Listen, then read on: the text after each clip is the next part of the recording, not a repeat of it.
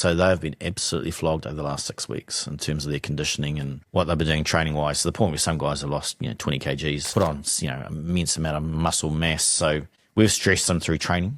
They were allowed a little bit of a leeway on Saturday. They're allowed to go out and have a beer when they haven't really done a lot of that recent times. Alcohol obviously doesn't help recovery and those sort of things, but at the same time, you've got to enjoy each other's company.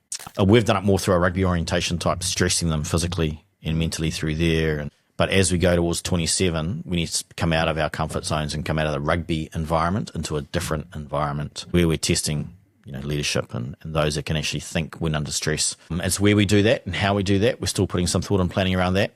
Talking to Dave Rennie, they used to do a thing called Outward Bound with the Chiefs. You basically were out in the bush by yourself for however long, 48-hour period, where you got to basically take care of yourself, look after yourself.